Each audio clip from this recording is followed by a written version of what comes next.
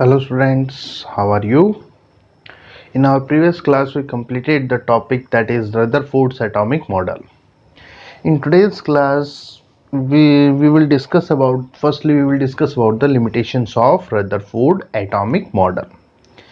Rutherford का जो atomic model था इसके अगर अपन अचीवमेंट्स की बात करें तो इन्होंने न्यूक्लियस के बारे में बताया, इलेक्ट्रॉन्स जो हैं वो न्यूक्लियस के चारों तरफ डेफिनेट ऑर्बिट्स के अंदर रिवॉल्व करते हैं, इसके बारे में बताया।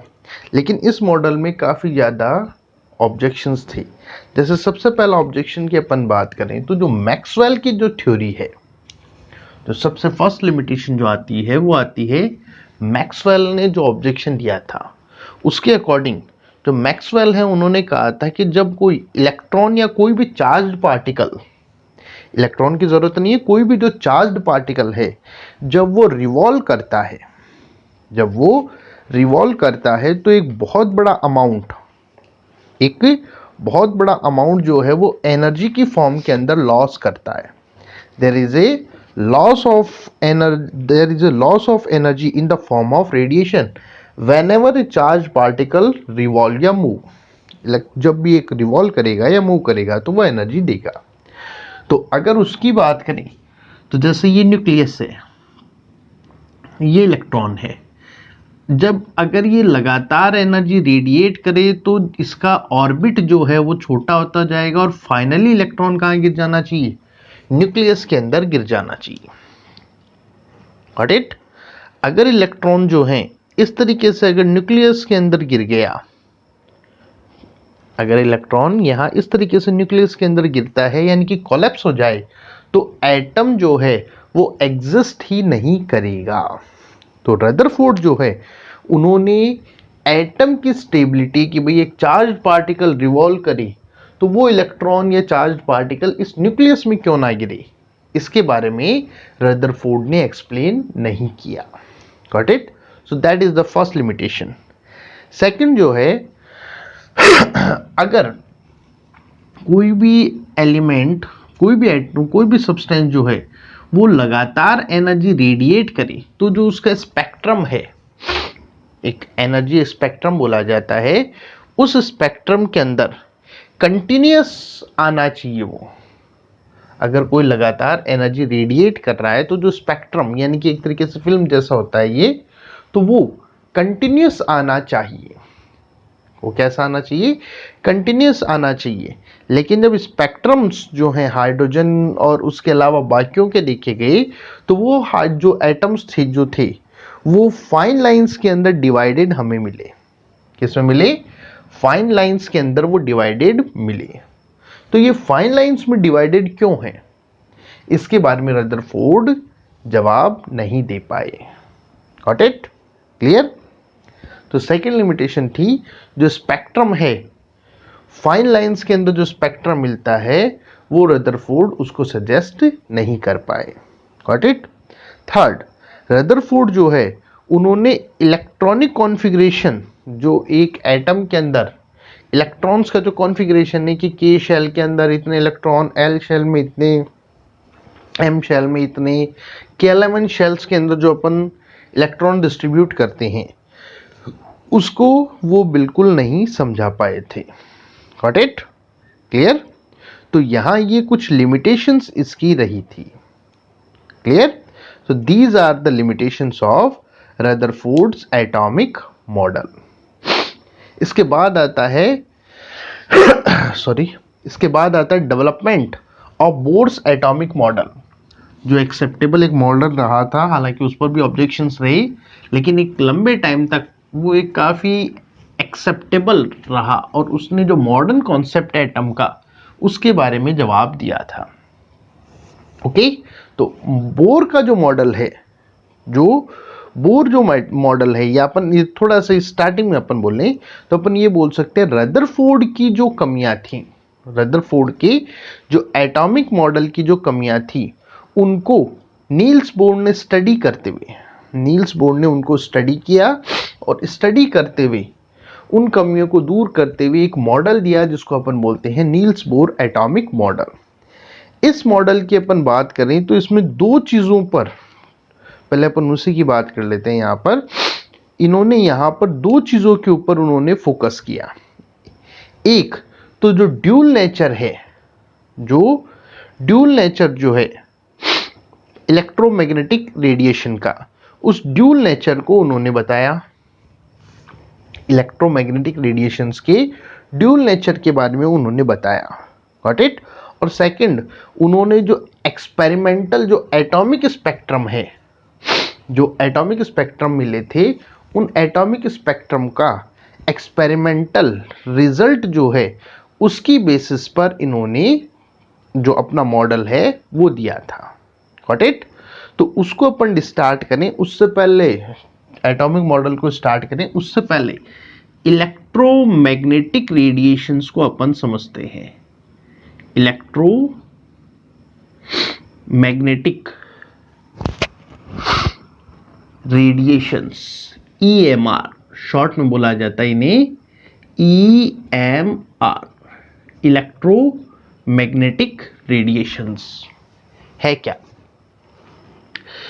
The foundation of the Niels Bohr atomic model, the foundation of Niels Bohr atomic model is electromagnetic radiation. Niels Bohr atomic model का जो फाउंडेशन है, जो मेन जो फाउंडेशन है वो कौन है?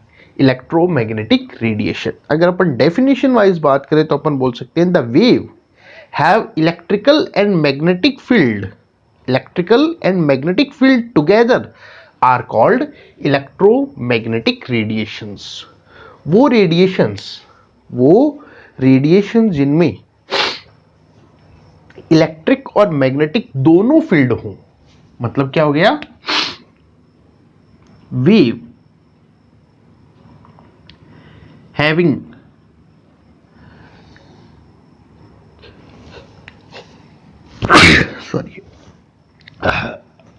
Electric and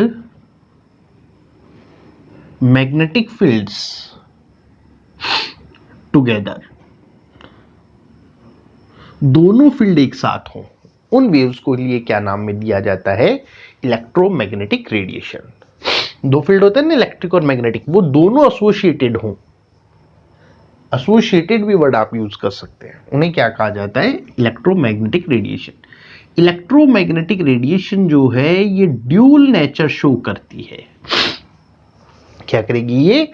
dual nature. It shows wave as well as particle nature. ये वेव और पार्टिकल दोनों नेचर्स को ये शो करती है।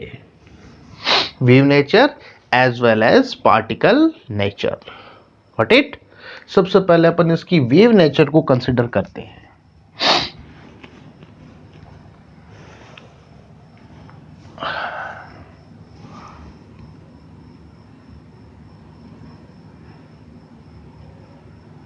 Wave nature of EMR, EMR की वेव नेचर।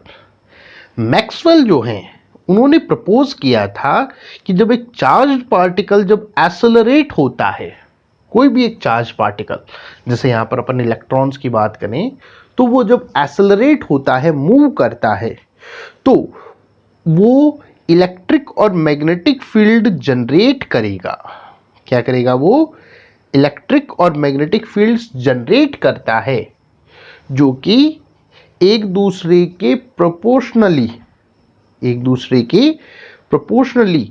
वेव्स की फॉर्म में प्रोपोगेट करती है या वेव्स की फॉर्म में चलती है। आई एम अगेन रिपीटिंग, जब एक चार्ज पार्टिकल, सपोज कीजिए जैसे मेरा ये हाथ है, इलेक्ट्रॉन है, ये जब मूव करता है तो ये इलेक्ट्रिक, ये मान लेते हैं अपन इलेक्ट्रिक फील्ड, और ये मान लेते हैं मैग्नेटिक फील्ड। तो ये जब मूव करेगा तो ये इलेक्ट्रिक और मैग्नेटिक फील्ड्स क्रिएट करता है, और ये इलेक्ट्रिक और मैग्नेटिक फील्ड्स किस फॉर्म में चलते हैं? They move in the form of waves. किसकी फॉर्म में चलते हैं? ये वेव्स की फॉर्म में ये चलते हैं। ये जो दोनों फील्ड है, इलेक्ट्रिक और मैग्नेटिक फील्ड, ये एक दूसरे के परपेंडिकुलर होते हैं। क्या रहते हैं? ये एक दूसरे के परपेंडिकुलर होते हैं। Got it. और इन दोनों फील्ड्स के जो कंपोनेंट हैं वो भी एक दूसरे के परपेंडिकुलर होते हैं in the direction of the wave. Clear? लेकिन इनमें खासियत एक, और वो है इन दोनों ही वेव्स की, यानी कि इलेक्ट्रिक और मैग्नेटिक फील्ड जो वेव्स हैं, इन दोनों की ही वेवलेंथ और फ्रीक्वेंसी सेम होती है।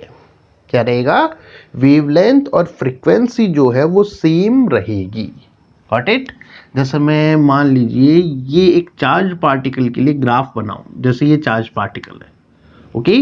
तो इसके लिए इलेक्ट्रिक और मैग्नेटिक फील्ड्स इस तरीके से,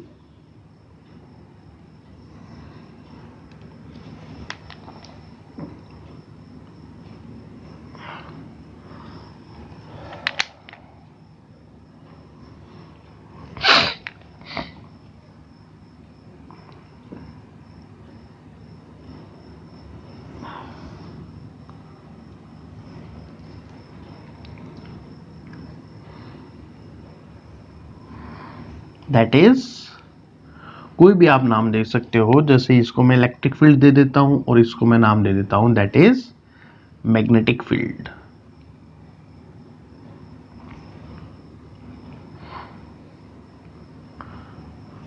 तो ये एक दूसरे के परपेंडिकुलर है, मतलब ये इस साइड में है तो ये यहां है। Got it? फिर जब ये यहां आ गया तो ये इसके परपेंडिकुलर हो गया। Got it?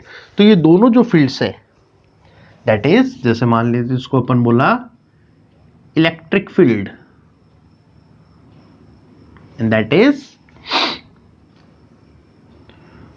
मैग्नेटिक फील्ड, ये दोनों एक दूसरे के परपेंडिकुलर होते हैं, और ये मान लेते हैं अपन that is direction of wave,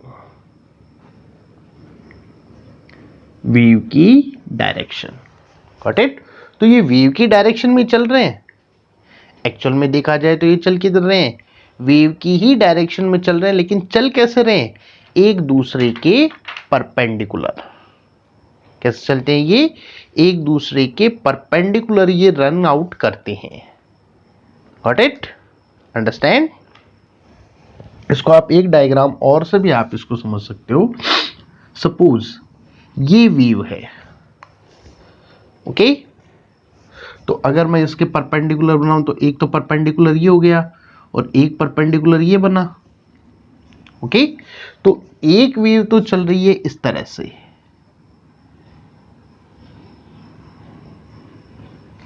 clear? एक वेव तो क्या चल रही है? इस प्लेन के ऊपर और नीचे, और दूसरी वाली जो वेव है वो चल रही है इस तरीके से, इस प्लेन के हॉरिजॉन्टल। क्लियर? ओके? जितनी भी ईएमआर है, जितनी भी ईएमआर जो होती है इलेक्ट्रोमैग्नेटिक रेडिएशंस, ये सभी सेम स्पीड, और वो है लाइट की स्पीड, सेम स्पीड के साथ ट्रेवल करती है। यानी कि जो स्क्रीन की स्पीड होती है दैट इज 3 × 10⁸ मीटर पर सेकेंड। कितनी होती है इनकी स्पीड? 3 × 10⁸ मीटर पर सेकेंड यहां पर होती है। Got it? क्लियर? जिसको बोला जाता है, अपन क्या बोलते हैं, 3 × 10⁸ मीटर पर सेकेंड को क्या बोला जाता है? That is called speed of light. क्या बोलते हैं इसको अपन? स्पीड ऑफ लाइट अपन बोलते हैं। क्लियर? इनके लिए ये जो जितनी भी ईएमआर है, इनके लिए स्पीड का जो फॉर्मूला लिखा जाता है, स्पीड का जो इनका फॉर्मूला लिखा जाता है, स्पीड यानी कि v, वो इक्वल्स टू लिखा जाता है, जो v है it is equal to the nu lambda. किसे दिया जाएगा? न्यू लैम्डा के साथ इनको दिया जाता है। जो इनकी स्पीड है किससे दी जाएगी? न्यू लैम्डा से इसको दिया जाता है। Got it? जहां पर न्यू जो है, न्यू ये बताता है फ्रीक्वेंसी। किसको बताएगा? फ्रीक्वेंसी को। और लैम्डा किसको बताता है? That is wavelength. किसको बताता है? वेवलेंथ को ये इंडिकेट करता है। Got it? Clear?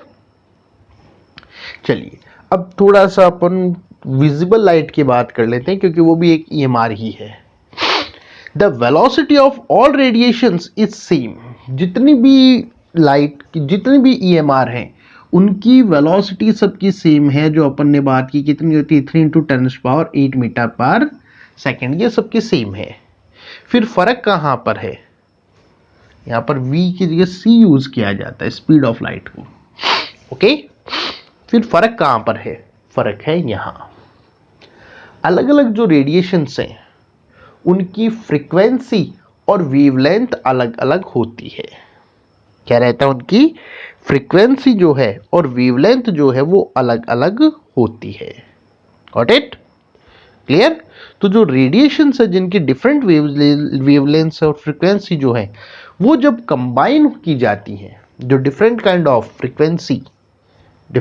Of frequencies जो हैं उनको जब कंबाइन किया जाता है, उनको क्या किया जाता है? जितनी भी टाइप की इलेक्ट्रोमैग्नेटिक रेडिएशंस है जो एक दूसरे से वेवलेंथ और फ्रीक्वेंसी में डिफर है, लेकिन उनको जब कलेक्ट किया जाता है तो कलेक्ट करने पर जो स्पेक्ट्रम बनता है उसे बोला जाता है इलेक्ट्रोमैग्नेटिक स्पेक्ट्रम। क्या बोलते हैं उसको अपन? इलेक्ट्रोमैग्नेटिक स्पेक्ट्रम बोला जाता है। Got it? इस स्पेक्ट्रम के अलग अलग रीजन्स होते हैं जो अलग अलग टाइप की जो रेज हैं उनके बारे में हमें इंडिकेट करता है। थोड़ा सा उसकी भी बात कर लेते हैं अपन। जो EMR का जो स्पेक्ट्रम है, इलेक्ट्रोमैग्नेटिक रेडिएशन का स्पेक्ट्रम, ये रहता है अप्रॉक्सीमेटली 10⁻24 से लेकर 10⁻24 जो है ये यहाँ पर जो इसकी जो फ्रीक्वेंसी है उसको लिखा है मैंने हर्ट्ज के अंदर, that is new in hertz. Frequency की यूनिट क्या होती है? That is hertz. क्लियर? और अगर इसके लिए लैम्डा की बात करें तो लैम्डा जो है वो रहता है मीटर के अंदर, दैट इज लैम्डा। दोनों वैल्यू साथ चलेंगी ये, और ये रहता है 10⁻⁻16 से 10⁻⁻16 जो मीटर है यहां से ये स्टार्ट होता है। ओके, अलग अलग रेज के लिए ये अलग अलग है। जैसे अपन बात करें, जो सबसे पहले गामा रेज की बात करें, सबसे पहला जो रीजन आता है that is gamma rays. Gamma rays जो है उनके लिए रेंजिंग मानी जाती है 10⁻24 से 10⁻20 से थोड़ा सा, या 10⁻20 तक। पहले अपन न्यू के ऊपर बात कर लेते हैं। इस रेंज के अंदर जो लाइट रेज रहती हैं, EMR जो रेज रहती हैं जिनकी फ्रीक्वेंसी ये है, वो सब क्या कहलाती हैं? These are called gamma rays. उसके बाद सेकंड आती है एक्स रेज।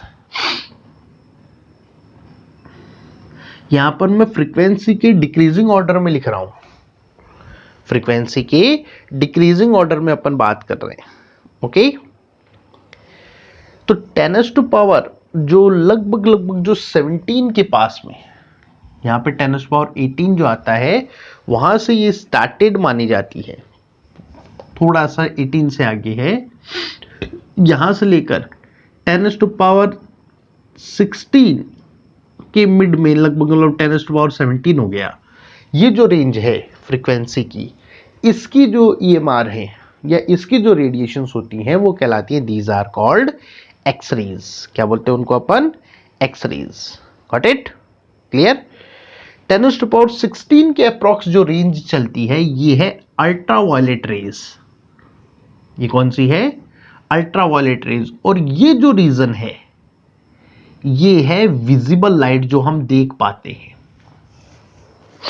ये जो रीजन है ना, जो बीच में यहां पर बिल्कुल हल्का सा लिखा है, that is visible rays. Got it? इससे पहले इसको नाम तो दे देते हैं अपन, that is visible light. Visible है। इससे आगे कहलाता है इंफ्रारेड। कौन सा रीजन, कौन सी लाइट रेज कहलाएंगी? इंफ्रारेड, जो कि रहती है अप्रोक्सीमेटली 10⁻12 के आसपास में, ये रेंज। ओके, इससे बाद पहले आती है या इसके बाद आती है that is microwave. Microwave, microwave जो हैं ये रहती हैं 10⁻10 के लगभग से लेकर 10⁻8 तक। 10⁻10 10⁻8 जो है उसके आसपास तक ये रहती है। इसके बाद है FM, वही है जो अपन यूज करते हैं FM और उसके बाद आता है AM। FM और AM इन दोनों को कलेक्टिवली कहा जाता है रेडियो वेव्स, क्योंकि FM और AM रेडियो के हैं, तो इन्हें क्या कहता है, इन these are called radio waves. क्या बोला जाता है इन्हें, रेडियो वेव्स। ओके, उसके बाद जो डाउन साइड में है these are called long radio waves. क्या बोला जाता है इन्हें, लॉन्ग रेडियो वेव्स बोलते हैं। और ये रेंज आती है लगभग जो 10⁻0 है यहां तक का, ये तो ये बनती है इनकी फ्रीक्वेंसी की बेसिस पर, that is on the basis of frequency. Clear? अगर अपन इनको इनकी वेवलेंथ की लैंग्वेज में लिखें, वेवलेंथ की लैंग्वेज में अपन इसकी बात करें